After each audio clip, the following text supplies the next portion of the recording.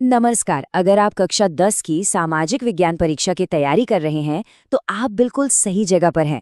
आज हम 2025 के सॉल्व्ड पेपर सेट ए को पूरा का पूरा समझने वाले हैं ताकि तैयारी एकदम पक्की हो जाए। तो चलिए इसमें सीधे कूदते हैं। देखिए, ये जो पूरा विश्लेषण है ना, ये सिर्फ सही जवाब बताने के लिए नहीं है, बल्कि हर सवाल के पीछे का लॉजिक क्या है, ये समझने के लिए है। हम देखेंगे कि एग्जाम के पैटर्न को कैसे पकड़ना है और सबसे ज्यादा नंबर लाने के लिए अपने जवाबों को कैसे लिखना है। तो ये रहा हमारा आज का रोड मैप। हम शुरू करेंगे खंड क के ऑब्जेक्टिव सवालों से, फिर बढ़ेंगे खंड ख और घ के छोटे जवाबों की तरफ। उसके बाद हम खंड ग में केस स्टडी सॉल्व करेंगे, फिर खंड ड में लिखेंगे लंबे जवाब और आखिर में खंड च में अपने मैप स्किल्स को टेस्ट करेंगे।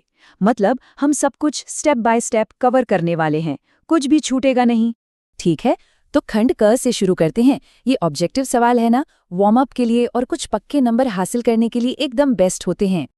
चलिए पहले 6 सवालों पर एक नजर डालते हैं जो इतिहास और नागरिक शास्त्र से हैं। अब देखिए, ये जानना कि गायत्री मंत्र ऋग्वेद से है या साइमन कमीशन 1928 में आया था, ये ऐसे जरूरी फैक्ट्स हैं जो बार बार पूछे जाते हैं।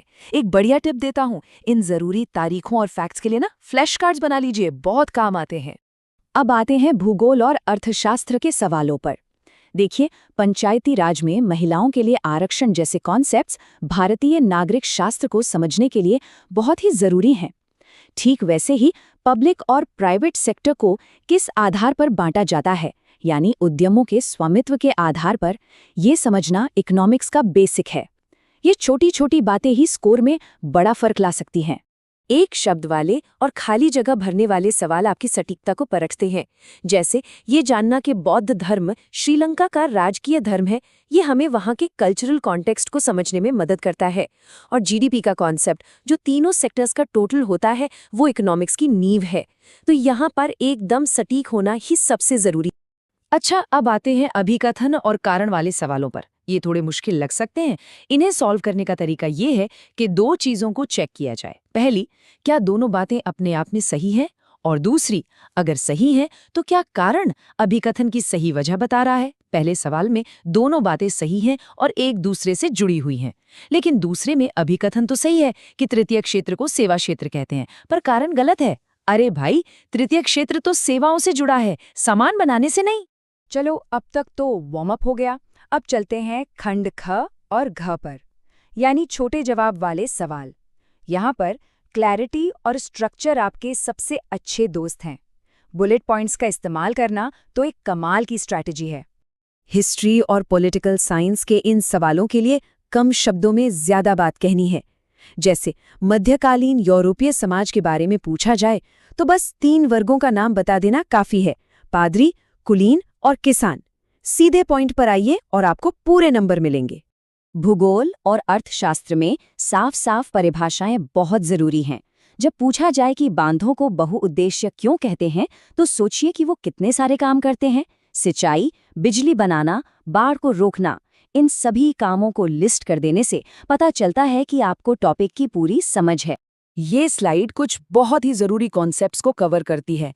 मिसाल के तौर पर संघवाद को लेते हैं। पूरे नंबर पाने के लिए 3 मेन फीचर्स जरूर लिखिए: 2 लेवल की सरकार, शक्तियों का साफ बंटवारा और एक आजाद न्यायपालिका।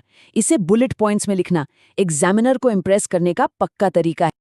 ठीक है, अब बारी है खंड ग, यानी केस स्टडी की। यहाँ का गोल्डन रूल बहुत सिंपल है। आपके जवाब हमेशा दिए गए टेक्स्ट में ही छिपे होते हैं। इसे एक तरह की खजाने की खोज समझिए, जहां खजाना आपके सामने ही है। हमारी पहली केस स्टडी भारत-पाकिस्तान संबंधों पर है। सवाल में पूछा गया है कि संबंध कैसे हैं, और टेक्स्ट साफ साफ कहता है कि ये तनाव, संघर्ष और युद्ध से भरे हैं। दूसरे हिस्से के लिए, जो आक्रमणों के बारे में है, टेक्स्ट में 4 बार का जिक्र है। देखा कितना आसान है जब आपको पता हो कि देखना कहाँ है। ये दूसरी केस स्टडी लोकतंत्र के एकदम कोर में जाती है। सत्ता की साझेदारी, ये नैतिक कारणों यानी ये करना सही है, और युक्तिपरक कारणों यानी ये करना समझदारी है, के बीच का फर्क बताती है। एक बार फिर पैराग्राफ में ही आपको इन सवालों के सटीक जवाब मिल जाएंगे। अब बात करते हैं लौह अयस्क की, जो इंडस्ट्रियल डेवलपमेंट की रीढ़ की हड्डी है। पैराग्राफ में मैग्नेटाइट जैसे अलग अलग प्रकारों के बारे में बताया गया है। एक मजेदार बात, मैग्नेटाइट के जो चुंबकीय गुण होते हैं ना, वो उसे सिर्फ स्टील बनाने के लिए ही नहीं बल्कि दूसरी इंडस्ट्रीज में भी बहुत कीमती बनाते हैं। और टेक्स्ट हमें ठीक यही बता रहा है। हमारी आखिरी केस स्टडी वर्ल्ड बैंक की एक रिपोर्ट से है, जो बताती है कि देशों को आर्थिक रूप से कैसे बांटा जाता है। ये सब प्रति व्यक्ति आय पर आधारित है और ये देखना मजेदार है कि भारत इसमें कहाँ आता है, मिडिल इनकम ग्रुप में। ये असल दुनिया की जानकारी है जो सीधे टेक्स्ट से मिल रही है। चलिए जी, अब आते हैं खंड ङ के लंबे जवाब वाले सवालों पर। ये वो सवाल हैं जहां सच में अपना ज्ञान दिखाने का मौका मिलता है। यहाँ सिर्फ ये जरूरी नहीं कि आप क्या लिखते हैं, बल्कि ये भी जरूरी है कि आप उसे कैसे लिखते हैं। स्ट्रक्चर ही सब कुछ है। मेसोपोटामिया की सभ्यता पर सवाल के लिए एक अच्छा स्ट्रक्चर जवाब बहुत जरूरी है। उनके धार्मिक जीवन से शुरू करें, उनकी मान्यताओं और मंदिरों के बारे में बताएं, फिर सामाजिक जीवन पर आइए और साफ साफ 3 लेवल का स्ट्रक्चर समझाइए, उच्च वर्ग, मध्यम वर्ग और निम्न वर्ग। इस तरह से लिखने से ये पक्का हो जाता है कि आपने कुछ भी नहीं छोड़ा। जब राजनीतिक दलों की बात आती है तो ये एक अचूक तरीका है। एक साफ सुथरी परिभाषा से शुरू करें, फिर उनके 5 मुख्य काम गिना दीजिए, जैसा यहाँ दिखाया गया है। चुनाव लड़ने से लेकर विपक्ष की भूमिका निभाने तक हर पॉइंट आपके जवाब को और मजबूत बनाता है, जिससे वो पूरा और असरदार लगता है। औद्योगिक प्रदूषण से निपटने के लिए 2 तरफा अप्रोच चाहिए। पहले समस्या को पहचानिए, वायु, जल और ध्वनि जैसे अलग अलग तरह के प्रदूषण। फिर समाधान बताइए, जैसे पानी को रिसाइकिल करना और बेहतर मशीनों का इस्तेमाल करना। ये प्रॉब्लम सॉल्यूशन वाला तरीका आपकी क्रिटिकल थिंकिंग को दिखाता है। और आखिर में हम आ गए हैं मैप सेक्शन पर। यहाँ पर तो एक एक इंच की सटीकता बहुत जरूरी है। तो चलिए देखते हैं कि कौन सी जानकारी आपको एकदम पक्की पता होनी चाहिए। ये टेबल मैप वाले सवाल के लिए जरूरी हर चीज को अच्छे से बताती है। ध्यान दीजिए कि ये सिर्फ जगह के बारे में नहीं है, बल्कि उसके कॉन्टेक्स्ट के बारे में भी है, जैसे कि बांध किस राज्य में है और किस नदी पर है।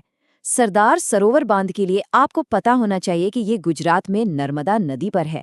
एक प्रो टिप देता हूँ, मसल मेमोरी बनाने के लिए एक खाली मैप पर इन जगहों को बनाने और लेबल करने की प्रैक्टिस जरूर करें।